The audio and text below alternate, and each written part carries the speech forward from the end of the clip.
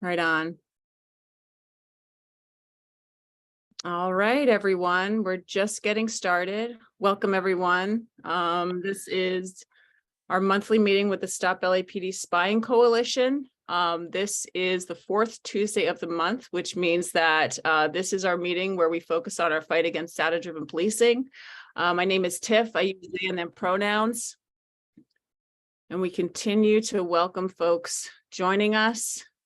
I'm one of the facilitators of this space and this particular fight that we have at the coalition, the fight against data-driven policing. It is one of numerous fights that we have. And I share that facilitation with my colleagues, Hamid and also Matios and a number of other folks, but glad to be joined here by folks tonight. And I think what we'll do is we'll get it started in terms of just talking about the agenda, what we're going to be chatting about tonight. But yeah, we're glad to have folks join. We do welcome you to engage as you like. Do drop your comments in the chat. Please do raise your hand if you have a question or indicate perhaps in some way that you have a question or would like to participate. We very much encourage that. And yeah, so we'll get it started. So tonight we are going to be talking about the recent release of the safety plan, the supposed safety plan, which has been released by our new mayor of Los Angeles, Karen Bass. So this is something that was put out just recently. The coalition actually hosted a press conference about that this morning, and I'm not sure if we have folks here who were able to attend that or to participate or see that in some way. But we're going to be checking in with Matios first thing. And also Hamid, I think, just to be talking with us about how that press conference went, and also to be checking in on what are some of the aspects of this safety plan that that we want to be drawing folks' attention to, and that we are focused on as a coalition here, again, in our fight against data-driven policing. So we'll start out by looking at what is in the plan. We'll get that update from Matios, and then we're going to look at a few of the different points that kind of stood out to us as a group that we wanted to touch on and that connect to things that we are already fighting against. But we would also love to hear from you all as well, like things that stood out to you or things that you would have questions about. And Matios, I don't know if you're able to, I can also do it. I can also hand it off to you and then do upload that PDF in case folks haven't had a chance to see that. So I can upload that in a moment if you're not able to. But when we're talking about the safety plan, because Karen Bass, of course, released this plan, I think kind of had a public facing announcement and release of like public safety. This is the mayor's position and plan on public safety. But then there was also a list that almost seemed like an internal list that was specifically for LAPD and that had kind of dates and metrics assigned to specific things. And we're interested in both of those, but we're especially interested in that kind of more specific list that is a little bit more revealing in terms of like, what is the strategic plan that they're looking at in terms of policing and Los Angeles. Thanks so much, Matios. Okay. And I'll just pause there. And I also forgot to invite folks to the other coalition meetings that we have. We do have coalition meetings every Tuesday night, most nights, unless it's a fifth Tuesday, in which case we all get a break. But on the first Tuesday of the month, we do have our meeting about the surveillance through the lens, so how people are surveilled through the lens of gender and sexuality. So that's on the first Tuesday of the month. The second Tuesday of the month is where we have our fight against the war on youth.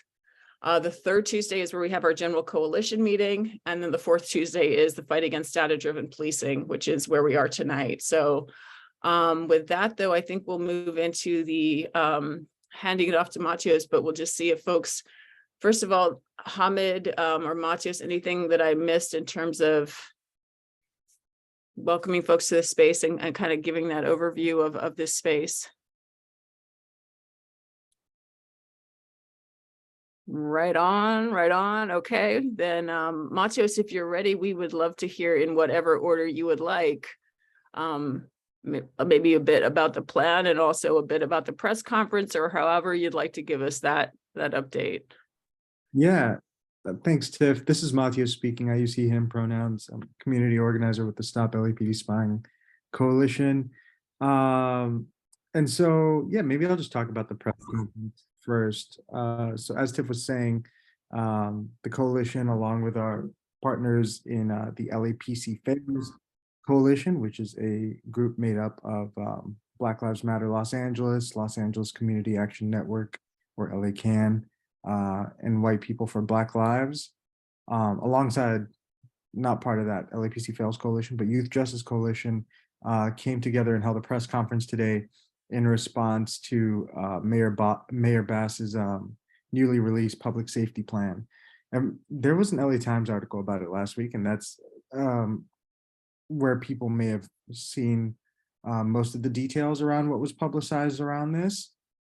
And we all kind of came together and we had access to a document from the mayor's office that kind of line by line highlighted specifics more so than that article did. And we weren't happy, plain and simple. I think what we saw was just a continuation of the same normalization of police violence that we've been fighting against forever. And this even attempts at sanitizing it in some ways. And so today's press conference was great, this turnout, but a lot of what it was just reaffirming the things we've always demanded around public safety, right? Public safety that doesn't involve policing. But I realize that all sounds vague because we don't know what's on that public safety plan. So what I'm going to do is I'm going to screen share the document. And I hope folks can see that. So yeah, it's one thing we made note of when we first saw this is it's 3 pages long. It's about a line each for each public safety item. It's not a very thorough plan. It's not even a plan, right? I think what Paula Miner, VLMLA, called it was a list of priorities, which I think is also generous. It's a list of action items that are concerning. And so folks might have this open on your windows, but I'm just going to go over roughly the whole thing just to talk about some things that stick out. And Tiff or Hamid, if there's anything you guys want to expand on or touch on, please feel free to interrupt and jump in. But one of the things we see off jump are 2 items related to the Community Safety Partnership Bureau, which folks may know as CSP. It's the biggest community policing arm of the LAPD. And the way we think about that is counterinsurgency. We know, this specific program is, deployed in housing projects, right? And we've seen that expansion take place before, Mayor Bass went into office, and there seems to be more of a push to expand it. And yeah, and there's also a lot of emphasis on increasing recruiting, even on a DII kind of tip or DEI kind of tip, which kind of supports this notion that there aren't enough police officers, which we're obviously fighting against. And then number 6 here, there's this restate the continued prohibition on use of facial recognition technology. I think for folks that have been around the coalition's work for a minute, this one's especially frustrating because there is no prohibition on use of facial recognition technology. And maybe Hamid or Tiff can talk about this later on a little bit more, but in fact, in January 2021, the Board of Police Commissioners codified the usage of facial recognition technology under the guise of what they called photo comparative technology, where they use the county system to kind of access that facial recognition capability, among other, yeah, maybe Tiff can talk about even other surveillance technologies that kind of have that capability built into them. Yeah, and then we have very performative stuff like a report to the mayor and city council on LAPD's commitment to reduce the number of officer-involved shootings and the application of lessons learned from those committed in 2022. This is especially concerning or disgusting, really, because there have been 4 shootings this year, since this has been released. And so to hear that this statement is the level of urgency that type of violence is being met with, gross. Yeah, and then we're not going to go through each thing, but assess the current citizen complaint process.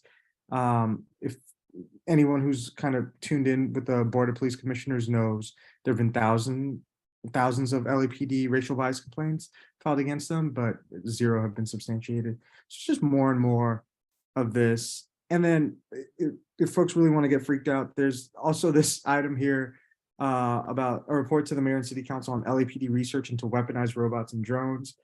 This is at the heels of LAPD, about to get a robot dog. Also, this comes after San Francisco had a nearly successful push to weaponize their SWAT robot with lethal capabilities. And yeah, there are clear implications with non-lethal additions to drones too. So maybe we could talk a little bit about that a little bit later on. And then, yeah, another thing that just kind of stuck out for me was this item 21, work with Civil and Human Rights Equity Department to host town halls on how to report hate incidents and crimes using the LA for All campaign. And this is concerning because, in mid to late 2021, we did see this kind of push around hate violence reporting. And, we've seen through legislation in Los Angeles that hate reporting has kind of been used as a guise to target, political dissent in some ways. I'm thinking specifically about the IHRA definition of anti-Semitism recently being passed in Los Angeles. I know that's something our comrades at the Palestinian Youth Movement have been fighting. And for folks that don't know, IHRA stands for International Holocaust Remembrance Association. And the definition of anti-Semitism through IHRA does define criticism of the state of Israel as as anti-Semitism. And we're seeing, programs, LAPD extremists, government extremist programs that are upheld by Zionist groups like the Simon Wiesenthal Center and ADL being amplified. The main LAPD program, that's a youth surveillance program that targets extremism in this way and targets Black and Muslim youths, was recently approved for funding through a government grant last year. So we are anticipating more of that, behavior monitoring in youth. So these are just some of the things that really stuck out to us of things that are concerning. The other aspect of this that's frustrating is that, communities have made demands clear. Divest from LAPD is what we've been saying. Obviously, get rid of these surveillance technologies completely. We don't want LAPD presenting on whether or not they have lethal capabilities.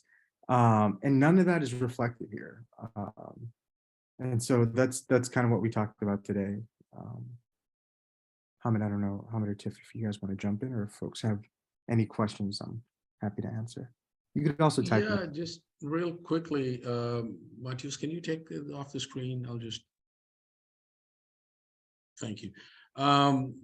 Yeah, I think there was a question also from Maggie about what this document is, just to clarify that this is a document that was released to the media by Karen Bass, who's the new mayor of Los Angeles, about a week and a half ago, pushed as her priorities for public safety. So basically, this is a public safety plan, and we got it, through, it wasn't released publicly, I guess, for the public safety. It was given to the media first. And I think just even looking at the plan as we see it, okay, I'll just go ahead and bring it back up again just in case. just as we see that as well, it's really just a garnishing just of same old failed and discredited programs like this, starting from the very first one. This is about the use of force standards, where a law was passed in the state of California in July 2019, and signed by the governor, and this is was then implemented January 1, 2020. And so now, it goes back to the same thing. And that's where the whole issue comes in about reform, that updating training measures taken to comply with heightened standards on use of deadly force. Well, since 2019, since this was passed in 2020, what happened during the George Floyd uprising and the people that besides outside of that, they murdered, and the violence that they perpetrated? Last year, LAPD stayed on its killing spree and murdering people. This year, they've already murdered 4 people. So these are, again, failed programs. They just, this is all garnishing just to put it on the books. Matios already spoke about CSP. This number 4 about the mental evaluation unit and system-wide mental health assessment team, SMART. People for years, especially in Skid Row, where we are based out of, have been telling them to end these SMART teams because these are all cops. And yeah, they sometimes have people, social worker or some mental health person, attached to it once in a while, but they just have never worked. So because when they show up, people are already triggered. And when they see the cops, then, it further exacerbates the situation. So that's really, really messed up. And then last, a couple things that I want to just raise is about the this whole issue of applied data from U.S. Department of Justice to identify, discipline, and terminate officers. Yeah, I mean, but this is something, we've already seen this big debate, and yes, that is the sheriff's department. But about sheriff's gangs.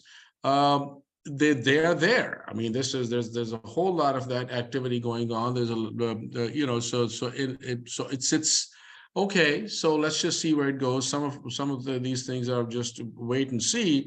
But people have been openly just wearing their MAGA hats and going to these January 6th thing. They were out there. During COVID, cops were actively engaging in right-wing things as well, and then business as usual continues. So I think all around, this is just really a messed up, a very almost, I want to say, just pathetic, issue, and goes to show their level of incompetency on that prohibition of facial recognition. So it doesn't even know what's happening on the ground. And one of the things that we've always called out is that it's really this surface level thing about use of force and de-escalation tactics and blah, blah, blah. They are all an extension of programs that they already have. These programs require cops to engage in that kind of activity as well. When you have predictive policing, when you have the community safety partnerships, when you have data-informed community-focused policing, when you use these SARA just projects to identify and target and create kill zones, you can have all kinds of use of force standards. You can have all kinds of de-escalation techniques. If the programs, the core of the thrust of the programs is really messed up, which is violent, which will criminalize people and even literally the ground that they're standing on, well, I mean, nothing's going to change. So that's one of the things that the Stop LAPD Spying Coalition has been calling out, that's why we call for dismantling of these programs.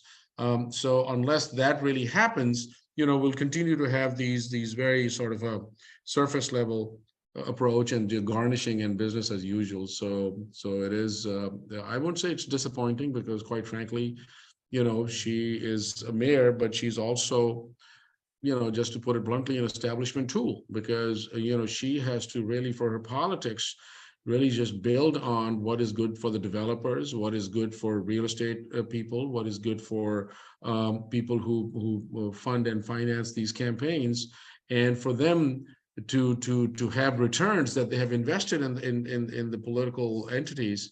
they need to have aggressive and tactics by the cops to keep the undesirables out, to banish people who are just considered surplus population. So yeah, so it's all the devil's in the details of LAPD's operations. So thank you. So if there's any questions, if people have any comments, or if they've heard anything, we'd love to hear back.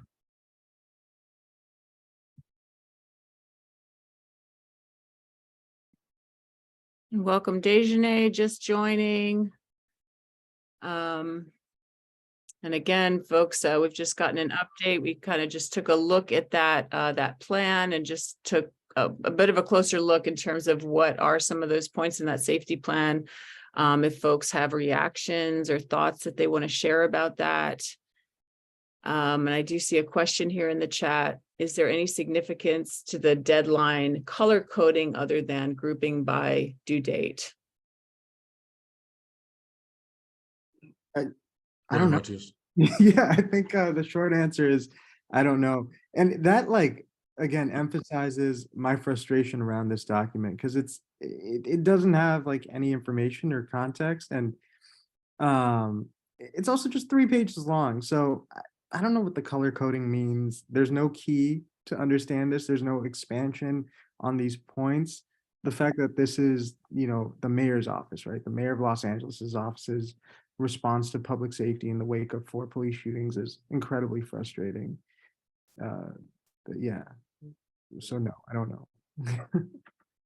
And I think and that's a great question, because it's significant because it is a public safety plan.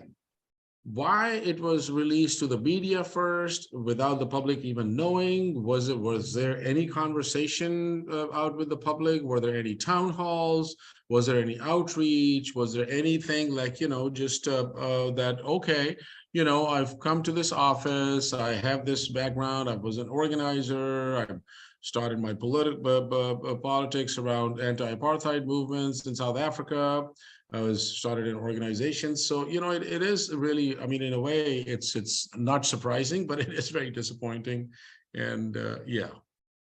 And to Steve's point in the chat about 8 and 21 being key propaganda tools, funnily enough, with Steve, with 21, I know I mentioned it briefly before, but that we did kind of hear this whole notion of like hate reporting and hate incidents in relation to the Civil and Human Rights Equity Department of the city, like mid 2021, kind of still in the wake of the uprisings. And it was specifically around a town hall with a few folks were on it. It was the Attorney General of California, Nithya Raman was on there, and a couple other folks. And a point Nithya Raman, the council member Nithya Raman here in Los Angeles, was making was that there was plenty of hate reporting going on to nonprofits at the time, especially around Asian hate. Asian community members are receiving violence, like especially related to COVID. And the case council member Raman was making was that, people are reporting more to these nonprofits than they are reporting to the LAPD because there's a distrust of the LAPD. And her solution to that was that, one, the LAPD needs cultural sensitivity training, even though we know they've got training dollars up the wazoo, right?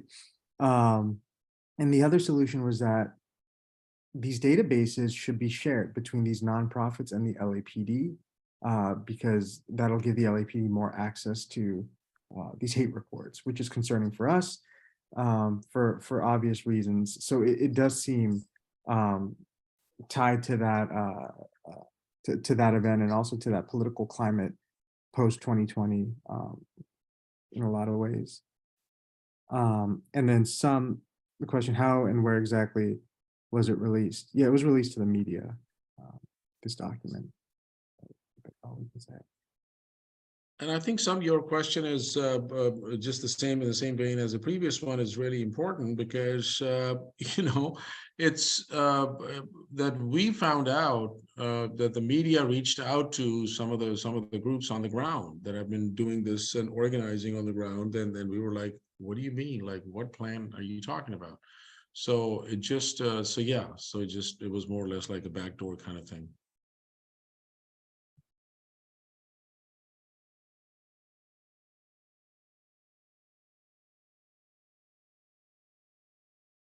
All right, any additional questions on the plan in terms of that document that we've just been taking a look at? What we wanted to do next was kind of dig into a bit more of some of the specifics, just highlighting some of them and kind of connecting them to things that the coalition is going on, and thinking about like how does that inform our fight? How does it possibly shape or change our fight? Just kind of comparing, looking at what is it that we're doing and working on? How does this change that? What do we see coming down? That kind of thing. I just want to see if folks had any other questions first, or otherwise we can get moving into that. Okay. And just Tiff, real quickly, if folks are interested to hear other folks who were, so we're going to be, we do a radio show on Thursday mornings on KPFK 90.7 FM. It's called Radio Insurrection. So this Thursday morning, we'll be having a sort of a roundtable conversation with folks who also spoke at the press conference today. It'll be Pete White from LA CAN and Paula Miner from Black Lives Matter and Gloria Gonzalez from Youth Justice Coalition. So we can also put details in here as well, and probably going to put a flyer out too, so you can hear other folks and their assessments and how people are taking this. Thank you. I see your hand, Ray. How does this plan compare to, say, the previous plans that were publicized? First question, if you have that information. I'm also curious about, I mean, this is sort of speculative in some way, maybe a little bit off track, but I'm thinking about Caruso or whoever, the Republican / Democrat, whoever he is that was running for mayor, who was very pro-police. And I'm wondering if there would be any kind of backlash from that group that would criticize this particular plan. I'm just wondering about the political climate, I guess, in general, and in how this plan sits within that context.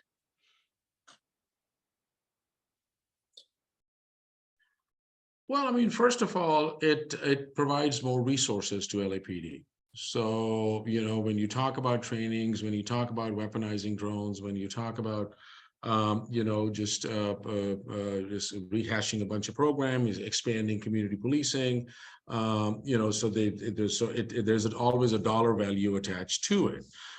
This year, 23, LAPD is on in line for the largest ever budget they'll ever have, or to the tune of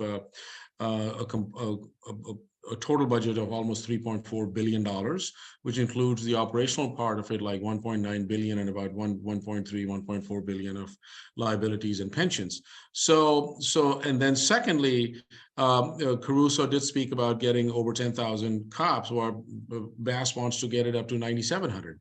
So right now they're at 9,200, and then wants to add 500 more cops. And of course, that was the point about that need diversity in the ranks and blah, blah, blah. So while it may not be just this very sort of a extreme right-wing kind of a safety plan, a public safety plan, but it's very much in line with. And I think one thing that we need to now constantly be looking at, that what hovers when it comes to policing constantly, is the 2028 Olympics, and how everybody is now, getting ready. And for some of us, and we're going to age ourselves, which were around 1984 Olympics, what we see, the violence of the LAPD, that got a huge expansion, both equipment-wise and, just whether it was more military type equipment, the tactical operations, mass surveillance, and everything else, that we're still living that. So now add additional stuff. And now the other layer is where, since 1997, there's a law that Bill Clinton passed, which is called National Security Safety Events. So that additionally federalizes the cities as well when these kind of special security events happen. So, a lot of this is moving in that direction where, everything is being geared towards 28 Olympics. So that's why when we talk about weaponizing drones and weaponizing robots, we need to be thinking that what else is moving as well. So yeah, thank you. Thanks for that.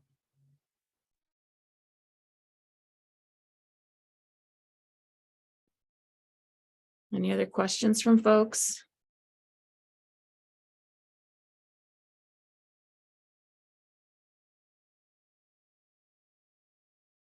All right. Okay. Yeah, if we're good to move on, we could move into talking about one of the first, we just had a few points that we wanted to kind of pick on and dive into specifically, but again, we can dive into as many of them as folks would like, but we did think that we would start with one of the most alarming ones that we've already named a few times, and that is the point that talks about by, I think it's mid-year, LAPD will give a report on weaponized robots and drones to the mayor and to city council. So we'll provide an update to city council and the mayor about that. So we did just kind of want to dive into that a little bit more deeply and talk about, like, as far as like the coalition's fight and our history of understanding what has that progression been in the city of Los Angeles in terms of using drones. Robots is kind of a different aspect as well, but the drone fight especially as is something that has been a long-term fight for the coalition. And I can share a little bit of that progression, but I also wanted to invite Hamid to talk about this as well. Yeah, Hamid, are you, just in terms of like the coalition's fight, like something that the coalition talks about is always about mission creep and about how, these programs or these weapons are launched, they begin in a certain way, and then with under a certain guise or a certain agenda, and then mission creep occurs. Can you talk a little bit more about what that refers to? Yeah, so just a quick, and I see Chela is on the screen as well. Chela was there in the forefront of the drone fight. So our fight against the drones basically started in 2014. And this was in May of 2014. LAPD received 2 or 3 drones free from Seattle PD. And they got them for free because people in Seattle basically rose up and they said, no, the hell with this. We're not going to let you all use the drones. So who's in the police department who'll take drones? LAPD said, give it to us. So we found out and that the drones are in LA now. So we immediately launched a drone-free LAPD No Drones LA campaign, and that became a call to action. So then we started our fight, and by August, LAPD announced and the commission announced that, okay, the drones are not going to be used, and they will be placed in a lock and key in a lock with the Inspector General's office. Now that was a big pushback that we were able to, and this was all people power. At that time, they said that, well, if the people are not into it or whatever, like, Garcetti, who was a former mayor, then we're not going to get the drones. Okay, well, so we kept the drones grounded until 2017. And it wasn't until September of 2017 is when they announced that, well, they want to start a pilot program. And one of the things that really caught people's attention that we would speak to was about mission creep. Mission creep is basically a military concept, which means that they start off with a particular project, and then over time it expands and it becomes like this whole language of operational necessity. So one of the things we saw at the same time was that the state of North Dakota by 2015 had already just agreed upon where they would arm their police drones with non-lethal weapons. And by the way, there's no such thing as a non-lethal weapon. They call tasers and other things as non-lethal. Tasers kill about 50 to 60 people a year, and we've already seen what happened to Keenan Anderson, in Los Angeles. So that was going on. Then the state of Connecticut started discussing that they want to arm drones with lethal weapons. So now that's a landscape that we are looking at.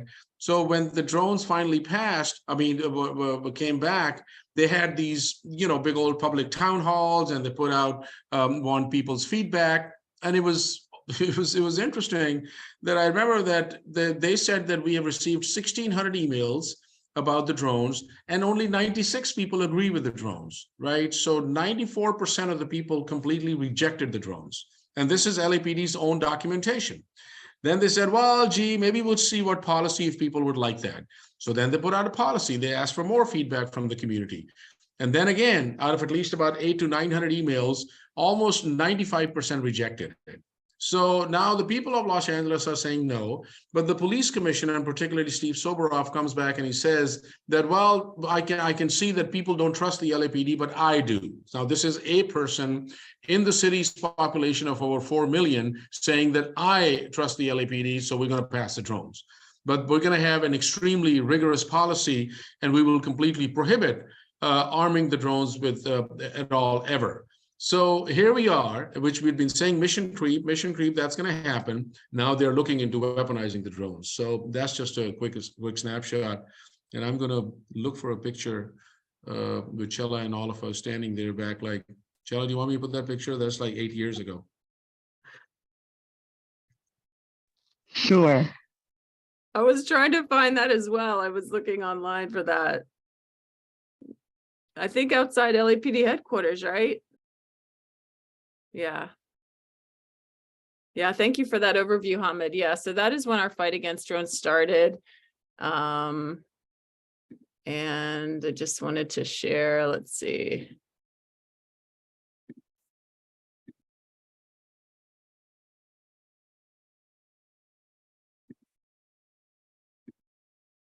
Although we should definitely take a look at a picture if Hamid finds that. But this is just a look at, so Hamid did name that, that fight against drones did start back in 2014, probably a little bit before that.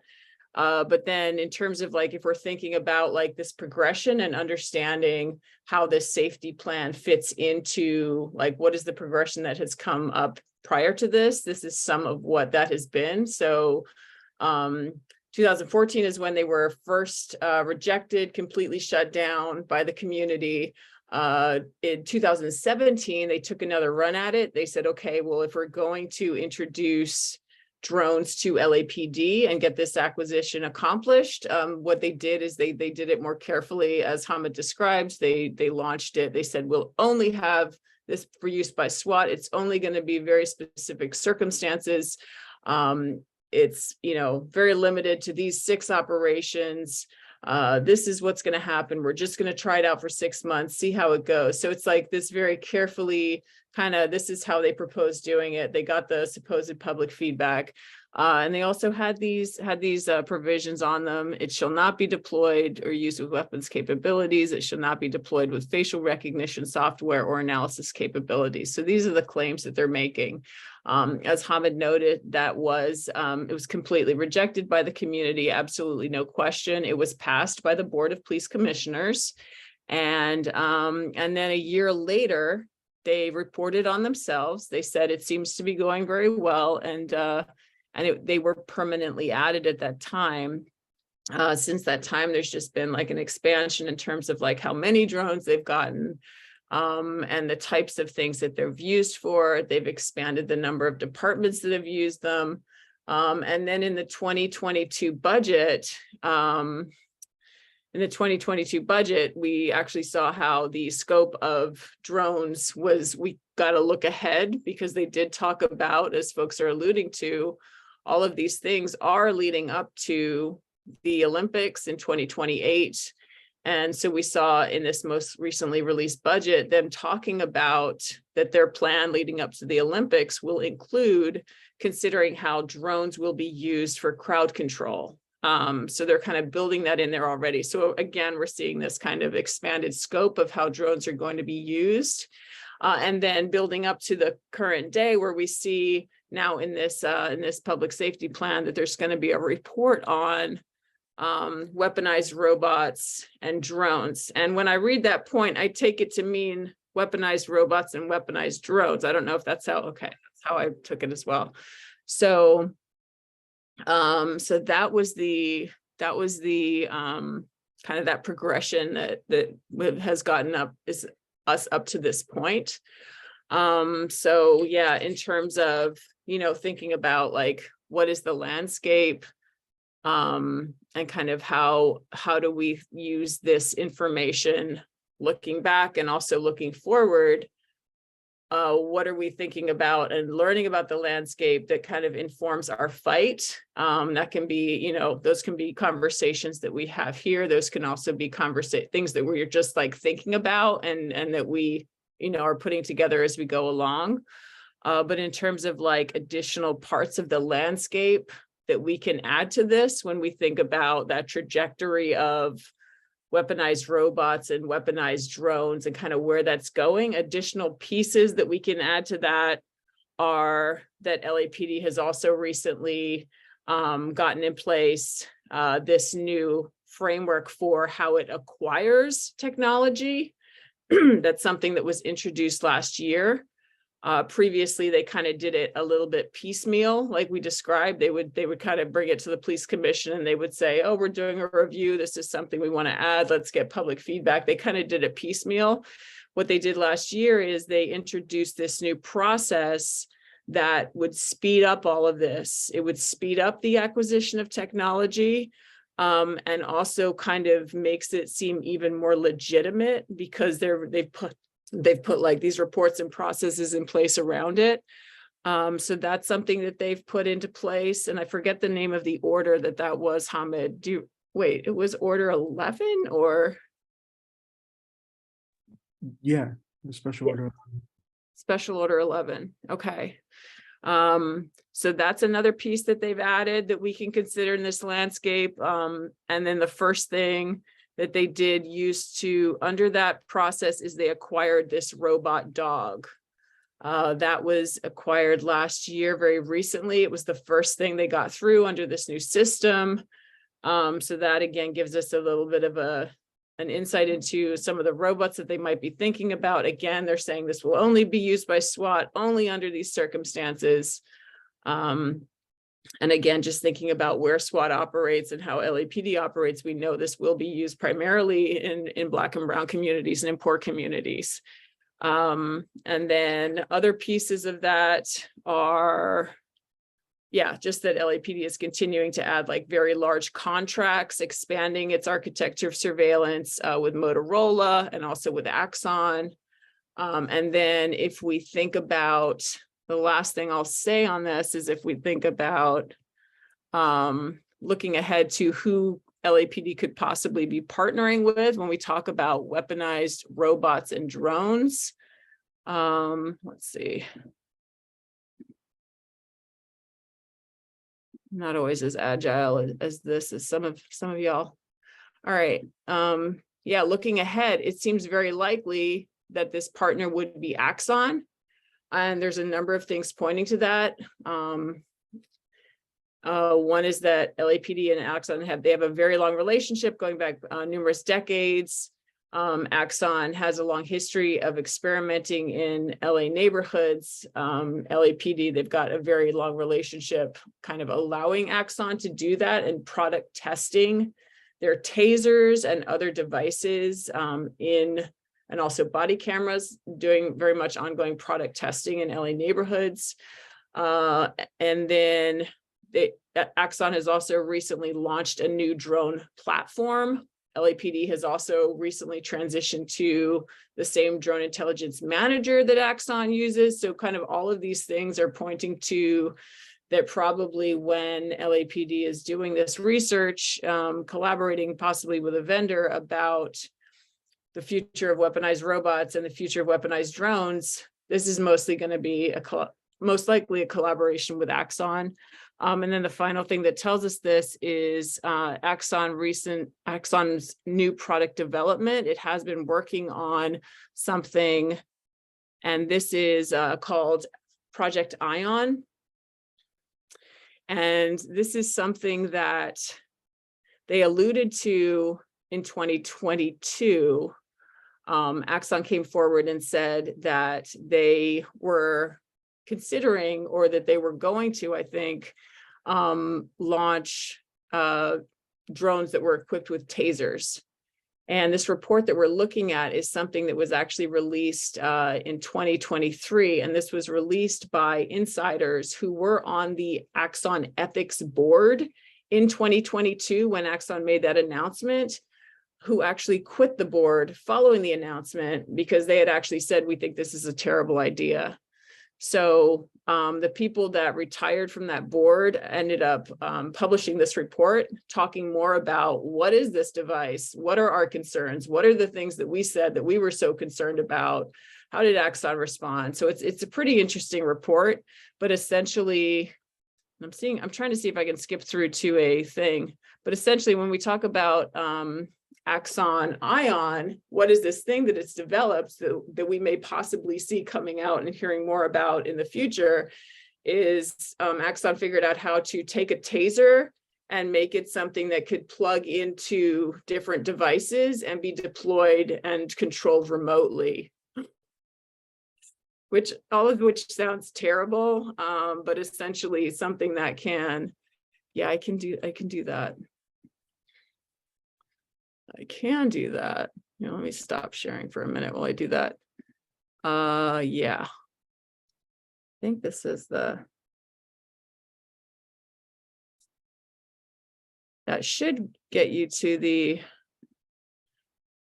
report. And yeah, again, it's a really interesting report. And in the introduction, it talks a bit more about that background that I kind of glossed over, in terms of this is a report that's coming from 9 people who were on Axon's ethics board who quit because they didn't like how this was all being handled. But yeah, it talks a bit more about that technology and what Axon had been considering, what some of their concerns were, and then that they ultimately said, no, we don't think you should do this. And then Axon went ahead and said, no, we're thinking about it anyway.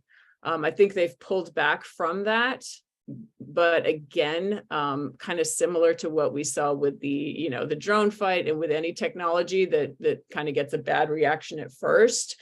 It seems like they've drawn back on that. They've pulled back on it, and now are going to be kind of figuring out how to be like, okay, if we did want to launch this, how do we transition into this in a way that is more acceptable? So all that to say that is likely something, just given LAPD's relationship with Axon, given that they're looking for weaponized drones, weaponized robots, it's likely that we'll be hearing more about this. So I just want to pause there for a moment and see. Oh, and I see Hamid, your hand. And yeah, folks, if anyone has questions or comments.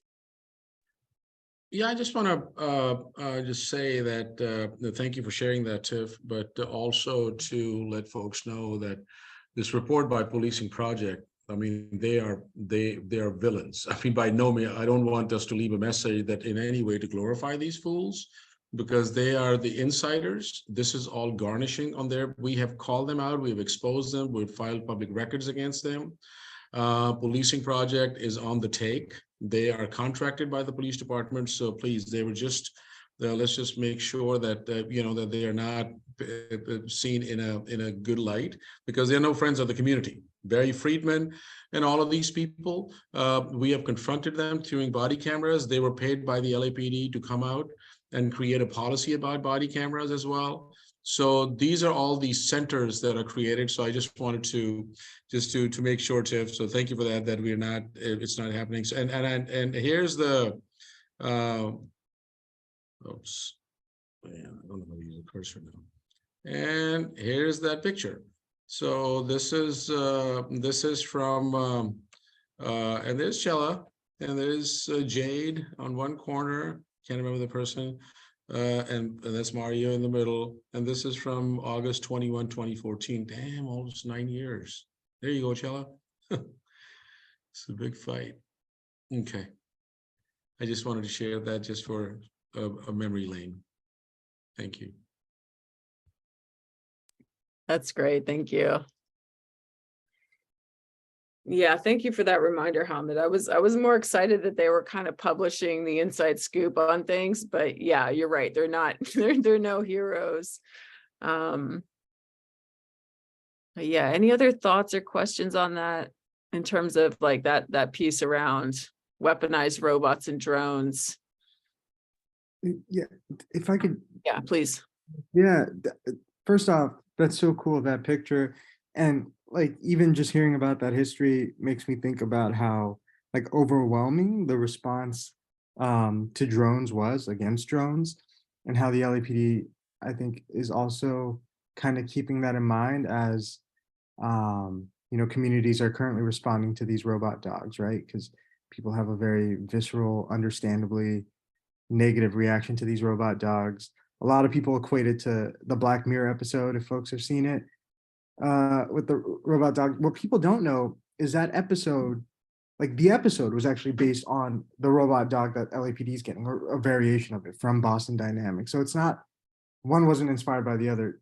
The scary TV show is based on the reality we're about to get for LAPD. But just thinking about how, and even as Tiff is laying out, how Axon is kind of like queuing up or preparing this technology, and like kind of setting the stage for LAPD to legitimize and codify the whole notion of arming drones. Also makes me think about how, and if I'm remembering correctly, Tiff, even when this first came up, it was in response to, or at least it was around the Uvalde shooting, the shooting in Uvalde. So kind of in response to that tragedy, kind of taking that opportunity to say, hey, you know what? Taser drones, like that's the solution. That's what's going to keep our kids safe, which is disgusting. But I'm also reminded of like, even thinking about how LAPD is kind of preparing for that public pressure around the robot dogs. Thinking about how Boston Dynamics is kind of responding to the outcry here, right? Even as a company. So we personally here in Los Angeles saw immediately after the Public Safety Committee vote that approved this robot dog. And the Public Safety Committee, for folks that don't know, is a 5-body committee, or 5-person committee of the Los Angeles City Council. The committee is largely pro-cop. Like we wrote about how 4 out of the 5 members have received substantial donations from the police lobby. And of course it went through, right? But a few days after that vote was approved, even though every single public comment save one, and they only allowed for, I forget the exact number, I think it was 40 public comments. Every single public comment save one was opposed to these robot dogs, but they still approved it anyway. And a few days later, the LA Times released a puff piece that compared these robot dogs to shelter dogs, and it was a little puff video that put them side to side. And, we learned shortly after that the LA Times was actually getting a couple of these dogs from Boston Dynamics. So it's just a clear effort of these corporations kind of jumping in to do PR, right? To normalize this. If folks tuned into the Super Bowl pre-show too, if that's your thing, you might have seen a performance with Jason Derulo on there that also featured robot dogs as his background dancers. So there's a clear push to preemptively, I think, dampen this public outcry response by normalizing this stuff. That's right, LA Times propaganda, very creepy, Tina, for sure.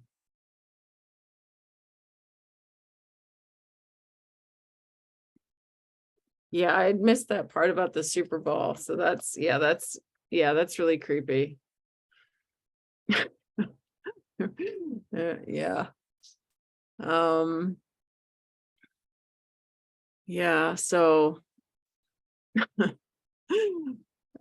so again, I think all of this is just in terms of like thinking ahead to like, how does this inform our fight? What do we anticipate coming for this year? And again, maybe those are kind of longer internal conversations But it is also, it is useful, I think, in these conversations to have been looking back and kind of reminding ourselves like of all of that community power and all of that community pushback that that has existed and that does still exist against drones, not having drones in the community, not having drones in the hands of SWAT and LAPD especially.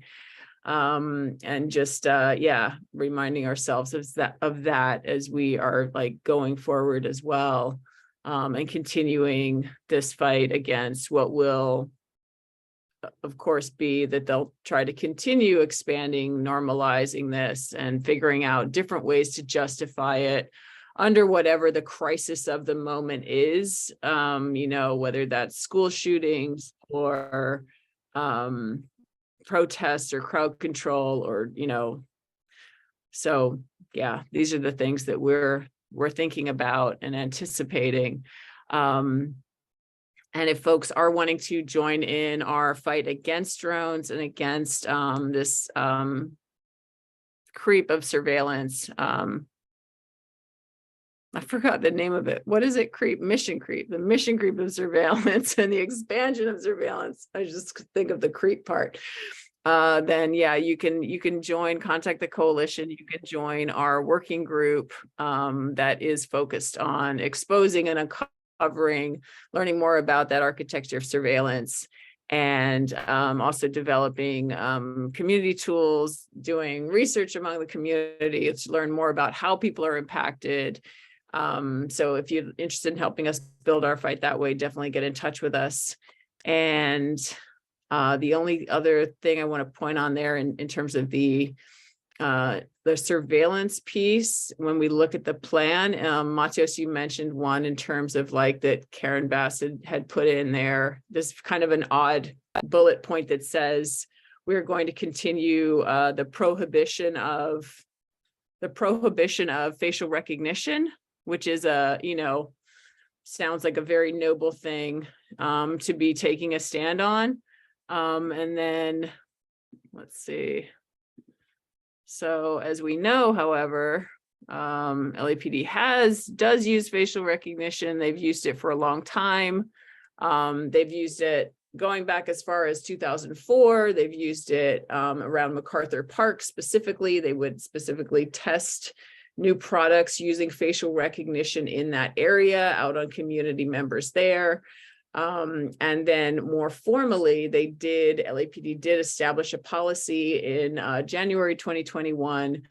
And they were saying, okay, well, we're saying we're not going to use facial recognition, but we will only use this massive database that the sheriff uses, the sheriff of Los Angeles, that I think has something, I forget how many million mugshots they have in there. So they have people's mugshots. They also have photos of identifying marks, tattoos, that kind of thing. As Matios mentioned, it's a photo comparison technology. And so essentially what LAPD does is that any photo that they have, they can submit to this system. They can put it into the system and see what kind of a match they get with the image that they've put in. And they can use that however they want, essentially, but they can use it to generate like a lineup, a digital lineup, or do different things with it. And so just all that to say that LAPD does very much use facial recognition technology. They also use it in a few different ways. One of the ways is that they have this, and I'm sorry, this does look like an ad. We absolutely are against this, what this is, but this is something that LAPD has as well that they've acquired. It's an app that cops have. So LAPD does have this technology. We don't know, they probably would claim that they don't use it because they're not supposed to be using facial recognition technology, but this is essentially something that is used for license plates. It's used to scan license plates, but it also contains the technology to be identifying who is in the vehicle. And one of the ways that that's pitched by Motorola that sells this technology is, can't see the license plate clearly? why don't we check who's in the vehicle and maybe we can figure it out that way. We'll do facial recognition on who's in the vehicle. So this particular thing that we're looking at is something that, this is something that was part of a contract LAPD started this past year in 2022. It was part of a contract with Motorola, acquiring or expanding its license plate reader technology. And this was part of it, whereas this app that actually contains facial recognition on it. So just noting this to say that this is another way they already have it. They also have it as part of their Scope Now package. And what is Scope Now? I actually don't remember what Scope Now is, but it's I believe it's to do with social media analysis. So I'm not sure if Matios has a better idea, but that does include the ability to use facial recognition software to compare photos. And so all of that to say that, yeah, they're making this big claim that they are not using facial recognition, but they are out in the open. And then they also have access to it through all of these various types of technology that they're already using as well. So yes, and I'll just pause and see if there's any other questions on that. Matias, I don't know if you're able to explain what Scope Now is. I feel like I'm not. It's okay if not. I've forgotten the details of that one, but I do know that that is something that LAPD does use and that it does have that capability. And I believe when pressed about it, they said, oh, we will not use that. We won't use that app, or we won't use that thing. And the other thing that I'm reminded of is the other thing that was uncovered this year is that, thank you so much for joining, Lisa.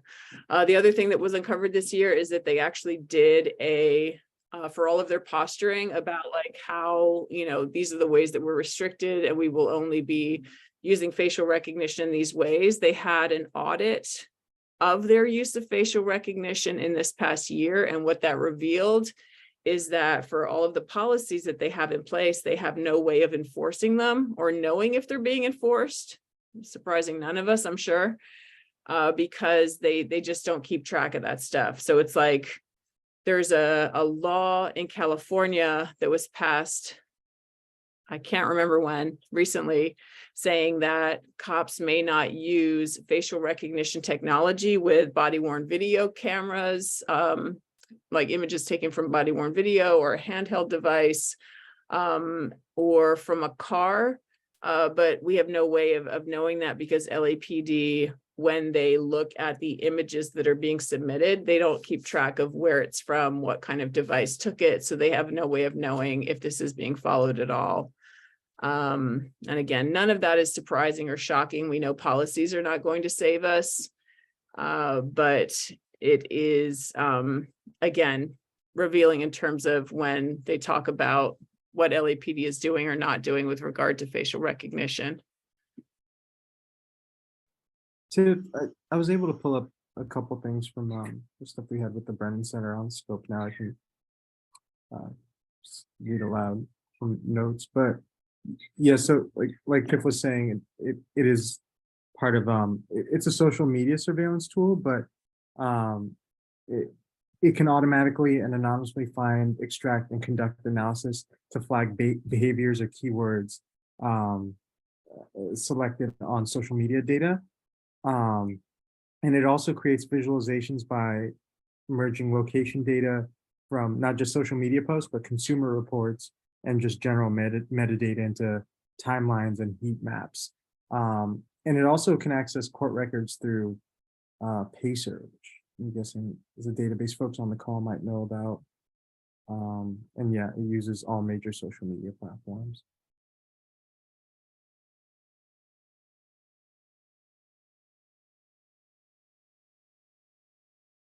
Yeah, sorry. Go ahead, Hamid. Thank you. Matias. Yeah, thank you. A couple things. I think I was the one who kind of misstated that the policy on the facial recognition was January 2022. It was in September 2021 that was exposed that they had used this 10,000 times. And so my apologies, so my bad. So this was just about 13 months ago. And then Lisa, Tina had a question about the LASD. So Tina, the Sheriff's Department actually have the main platform, which is part of the LACRIS system. LACRIS is the Los Angeles County Regional Information System. And so in essence, LAPD claims that they don't have the platform, but they outsource that's why they call this the photo recognition or whatever the damn thing is, that they're using it. So the Sheriff's Department basically supplies that or provides that service to other police departments as well. But I think I just wanted to quickly share something that this is where this goes to show, like talk about this, we were just talking about the safety plan. So this was an article that was published by the LA Times when it first exposed, this was in September 2020. Oh, I'm sorry, so it was January 21, my bad, Tiff. I don't know, I was reading September 21 as 2021. That's I'm fine. I'm really sorry. No, I thought I was correct. Sorry for that. My apologies. But the reason I'm showing this is that this is that they kept on lying, and even to the extent that if you look at this fellow who's the assistant chief, that he even insists that it's no secret that LAPD has been using facial recognition technology, that he told them a couple of years ago, and that more recent denials, including 2 since last year, 1 to the Times, were just mistakes. So, you can lie, you can murder, you can kill, you can completely brush off the community, you can traumatize, you can banish, you can displace, but yet at the same time, our civilian oversight, our political leadership, it's not even slap on the wrist. They say, well, okay, well, now you've been busted. Now let's make it formal. So ha, ha, ha. And that's how it is. So I think that's the kind of political environment that we are working through. So, but it's only because of people power that we are able to really push these fools. So thank you. Thank you, Tiff. And sorry for that confusion. No, you're fine. It all goes so quickly that, yeah, I get my ears mixed up too.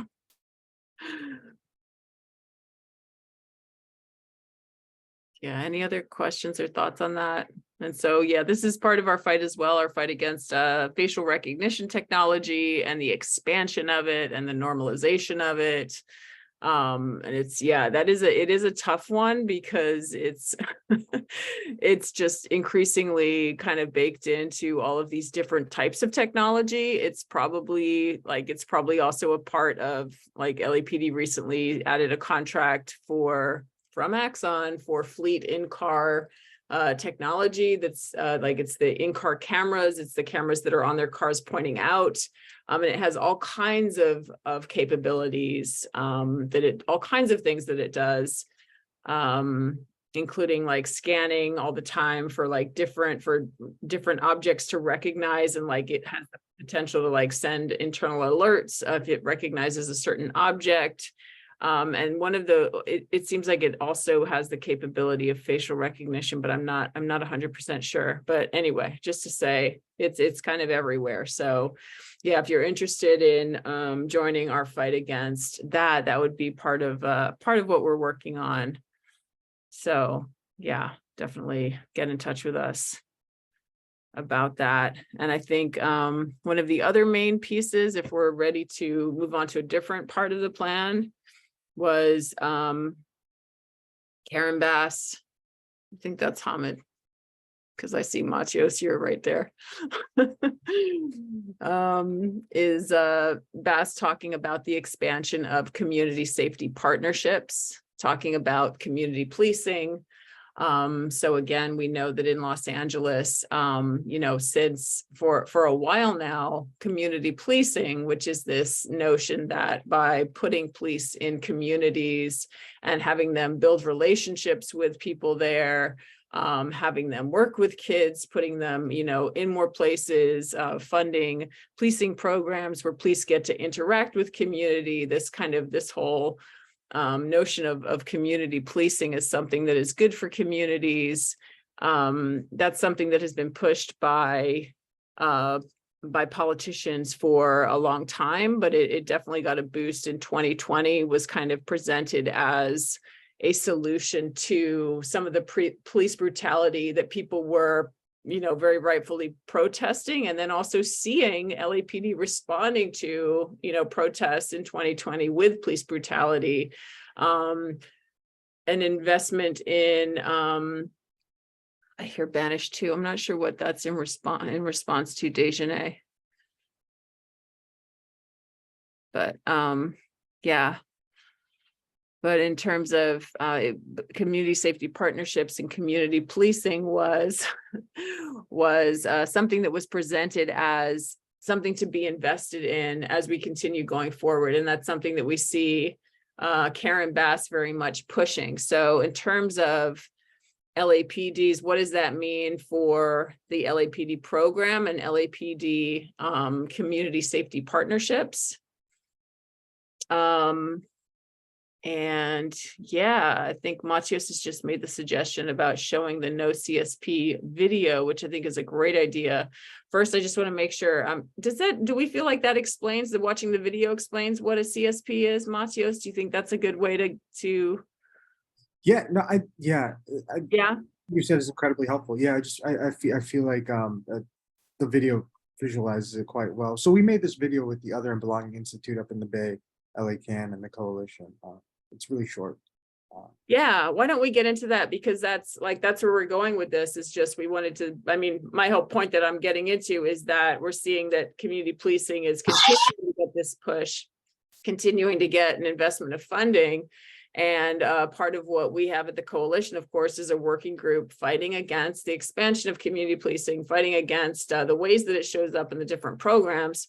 One of the things that folks have launched and been working on is this website and this video that I think, Matios, it would be great if we want to watch that together now to give us a sense of what we're talking about. Yeah, and I'll plug the website at the end, which has other resources the group Tiff is talking about has worked on. But right now, let me just this.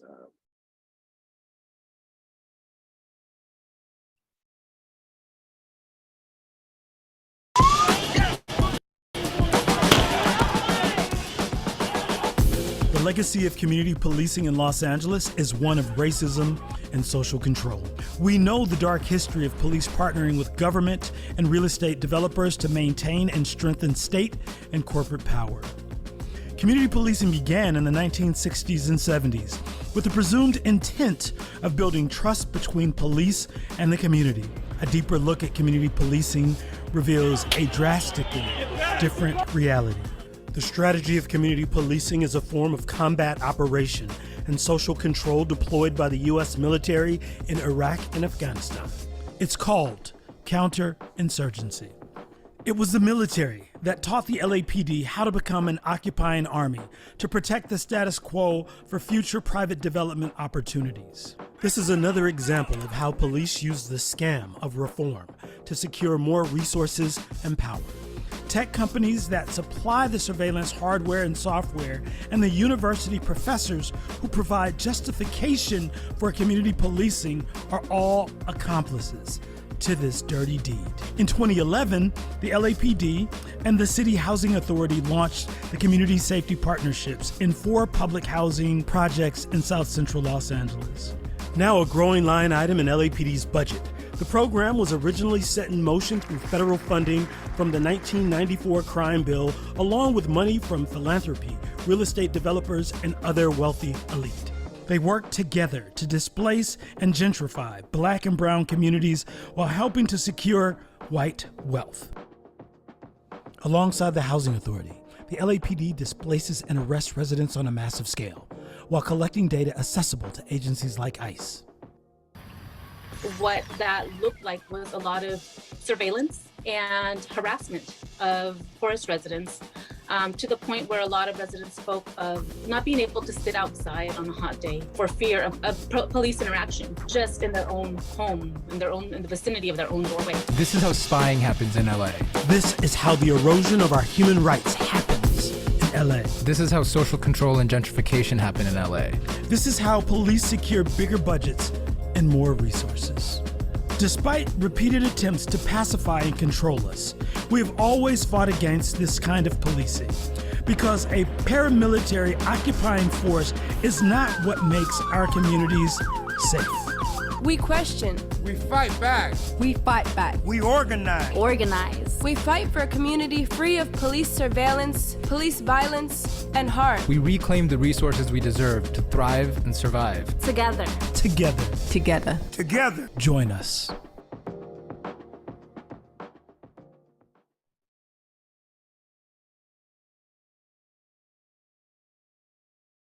Yeah, so those were our LA Can folks in that video, Pete White most prominently. But there are other resources on that site. And I'll add the link. Thank you for typing it in there, Hamid. I'll type it again.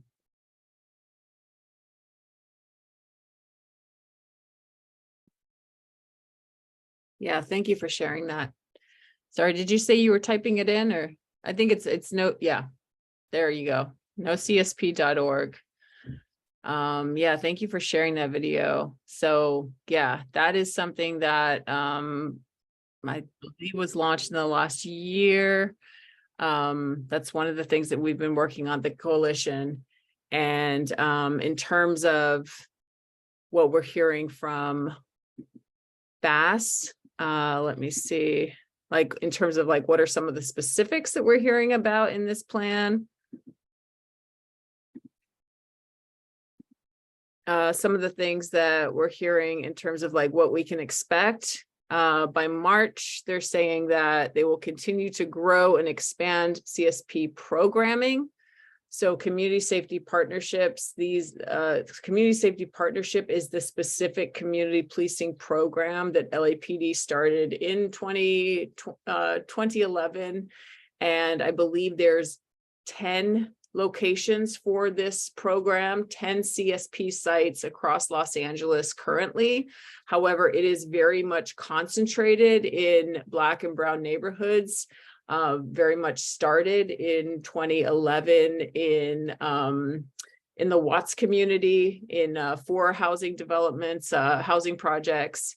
And the intention was to be stationing police in these housing projects permanently, to be continuing the surveillance and infiltration that was already going on, but to be doing it under this guise of partnering with the community and community policing. So essentially, yeah, it is a program, the CSP program. It has expanded. It grew from 4 sites in 2011 to 10 sites today. Now we're hearing Karen Bass say she's going to continue that investment, continue the programming that happens on those sites.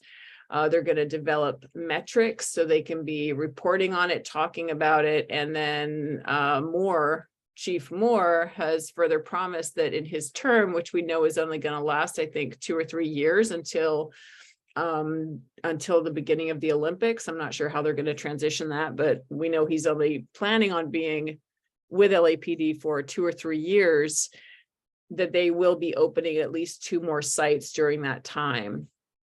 So that's some of the expansion that we're anticipating. And then in terms of what has our response been at the coalition, we do have a working group focused on community policing and CSP. These are some of the things that we have been working on, that we are actively working on. And again, we would love to have folks join with us to be thinking about, again, how does the release of this report inform our fight? Does it make us focus on different aspects of this more than others? Are there different things we think we should be getting out to the community sooner rather than later? And so just looking at some of these things, we have been working on zines, releasing those to the community to do with different aspects of community policing. Like we had a really excellent zine on how throughout the history of LAPD, different chiefs have been pushing different aspects of community policing and continuing that. So showing that this is nothing new. This is something that is very much embedded in the violence and history of policing for a very long time. We also released a zine that was looking at how community policing is always brought out as a response to community uprising and pushing back on racist oppression and police brutality, and how this is something that's cyclical. It's always brought out in this way. And then something that we're working on most recently is that I think is kind of came up for me when I was looking at the Bass plan is, you know, with Mayor Bass in everything that she talks about to do with community policing, we see these same false notions of community policing being brought out in terms of like that this is a successful proven program, and that this is something that has been rolled out by LAPD and has been working, it has been building bonds, building trust. They make all these claims about it. Something that we've been doing in our working group is breaking down each of those claims and kind of uncovering like, okay, what's actually behind that, and learning more about kind of debunking some of these claims, which I think that's going to be a really useful piece when we get that out, which we've been working on for quite a while, but we're making a lot of progress on. So yeah, those are some of the things that we have going on. And also a survey, a community survey for folks who live on CS. Actually, I think the community policing survey, I'm not sure if it's kind of more broadly, but I think we are also developing one, or I'm not sure, maybe Matios or Hamid might correct me on this. We were initially developing one for folks on CSP sites to be engaging with people there, hearing more about their experiences, their perceptions. And I don't think we're doing a more broad one, are we? On community? Okay, first things first. Okay. Yeah, so those are some of the things that we have in terms of combating CSP and that expansion. So if folks want to join that working group and that effort, then you're very much welcome to do that as well. And yeah, those were some of the main points that we wanted to talk about. So there's a lot of additional points in that plan. I don't know if folks have anything that they would like us to kind of comment on, or any questions about any of them, or if anyone wants to highlight one that stood out to you. But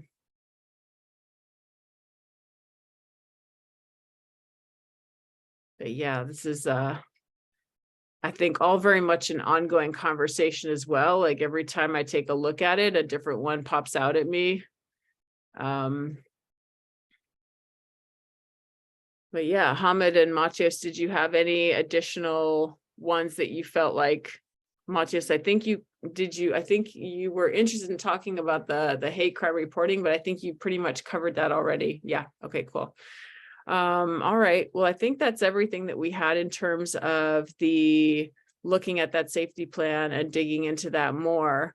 It's nearly 7:30. What we could do is we could wrap up with perhaps just maybe we could just touch on any updates that we had in terms of additional aspects of our fight.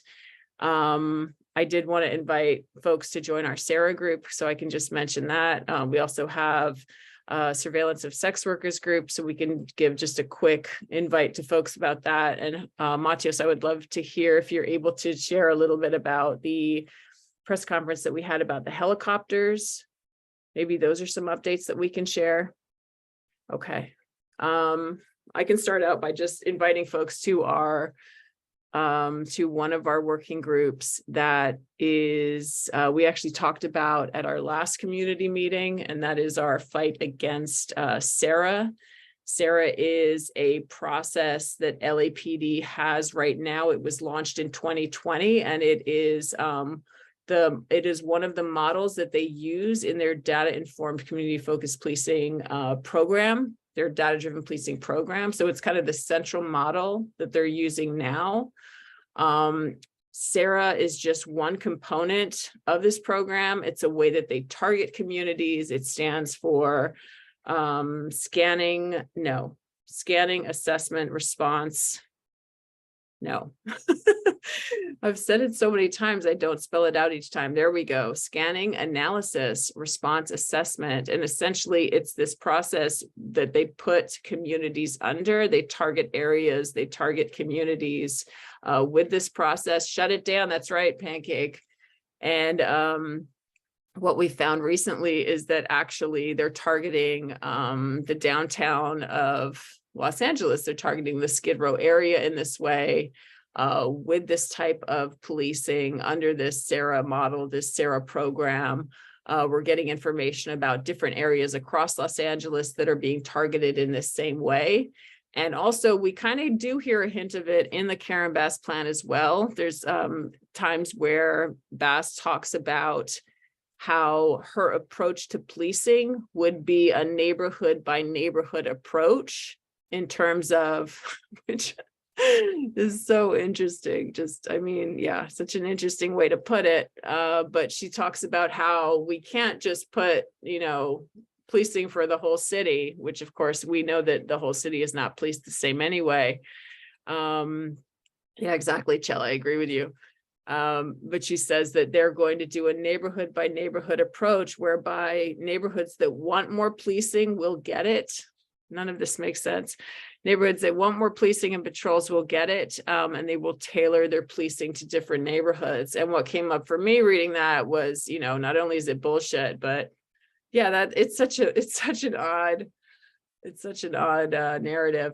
But I was also thinking like, oh, I wonder if they'll be pushing this SARA approach, which essentially cops are like, oh, we go out in the community and we look for where are the areas that are like our problem areas that need our assessment and our analysis and for us to be policing them specifically. So I'm wondering if that's going to be a part of that. But so all that to say that, yeah, our SARA group is something that is ongoing. We are learning more about like, where are these specific areas across Los Angeles that are being targeted in this way? What are the ways that they're being targeted? So far, we've gotten information on the downtown area. That's a great question. We've gotten information on the downtown area and also the area of Eagle Rock. So folks live in that area or are familiar with it, would be interested in talking with you about what we're finding out. Dejanay, I see your question. Do you think they would expand CSPs in that way too?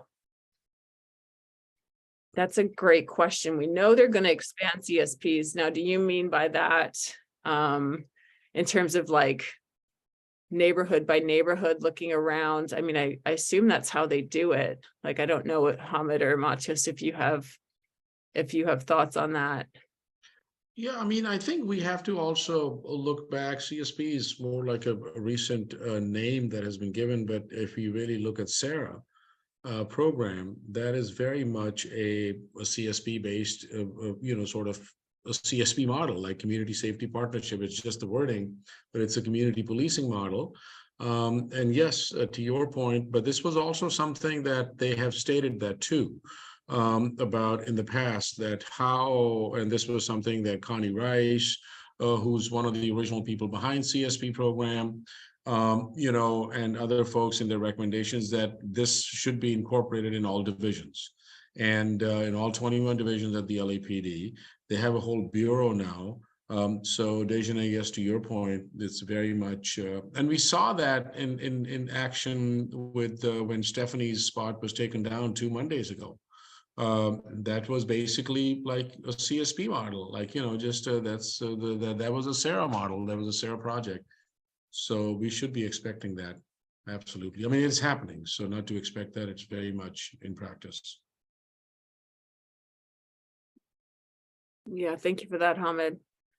Yeah, so that is our SARA working group. Folks are welcome to join that at FIGHT. Matios, are you able to talk a little bit about, or just update us on, there was a press conference. It was to do with us and another group, I think, suing the sheriff. Why don't you talk about it? Yeah, we sued the sheriff's department so the coalition for about the past year has been working with UCLA's Carceral Ecologies Lab, Dr. Nick Shapiro and Kate over there. just two really dope scientists, at looking at the harm of helicopters in Black and Indigenous neighborhoods. The coalition has always talked about helicopters as, you know, a component of LAPD's surveillance arsenal, but also as a psyop, right? As just a means of terrorizing communities. And I think the folks on the call who are from LA or live in LA now understand how much of a nuisance and just constant presence helicopters are in LA. And so the coalition's role in that has been getting public records to learn more about, so not just limited to LAPD's helicopter fleet, although they have the biggest one. We've been looking at all police agencies, right? And the sheriff's department.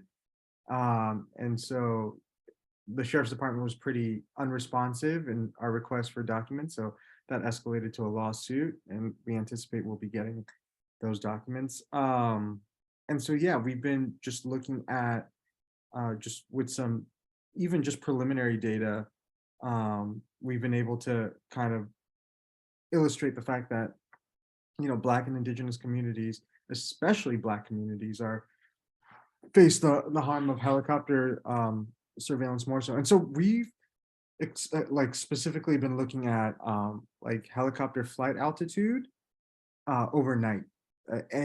So they use census tract data to kind of focus in on the demographics. It's Dr. Nick Shapiro is the primary scientist leading it with UCLA's Carceral Ecologies Lab. And that census tract data has shown already that in Black communities, they fly, you know, around 200 feet overnight, which, you know, in metropolitan areas like Los Angeles, anything below 1,000, Hamid, you could probably speak to this better as a former aviator, but anything below 1,000 feet isn't allowed. And so we've been, yeah, that's the work we've been doing.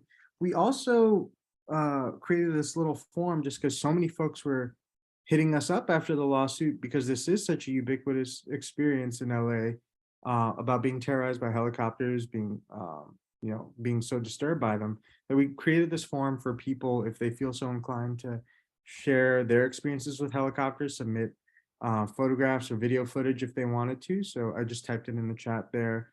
Folks can hop on and share it with us. But yeah, we look forward to sharing more of our findings as this progresses. And I think in the near future, we will be opening up that group to folks to jump in on a more regular basis. So just tune in for that. That's great. Yeah, that's such great. It's like, yeah, that's that sounds like a really meaningful and revealing research that is being uncovered in terms of just like the information on how they're being used. So yeah, that's really great. Thank you, Matios. And then, yeah, the last working group I just wanted to touch on, and I see Kim and Chella are here, so which y'all have been a part of the work and the working group. So I don't know if you wanted to comment on this at all or had anything to say about this, but we are I think trying to start meeting again in our work on regarding the surveillance of sex workers. And that's something that that was an effort that had started, I believe, around the time of the Super Bowl last year. And yeah, I'm sorry. Oh, no, definitely. And just going off of some of the stuff that was talked about today, like Hamid mentioned the national security events protocol and what that entails. So we're looking at specifically how that affected sex workers and raids. And yeah, we're trying to get that moving a year after the Super Bowl. It would be interesting to do, you know, some debunking what they claim that they did, and doing some research of what actually happened, and just looking ahead to the Olympics and how this is going to be a lot on a much larger, more intense scale come 2028. I'm not sure if Chela, did you want to add anything else? We were also part of a Palestinian feminist collective's meeting on radical love, and that was really great. It was interesting it was in a space with another group called Mamas, who does work with mothers and a father who are affected by the carceral state, whose kids are incarcerated. So we were on a panel talking about radical love, and that was really fun. If you're interested, you could check our website, and we have all of our meetings recorded. But yeah, Chela, did you want to add anything else for gender and sexuality?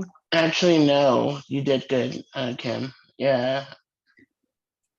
Our meeting, as Tiff mentioned, is every first Tuesday of the month. So next Tuesday, we'll be facilitating something.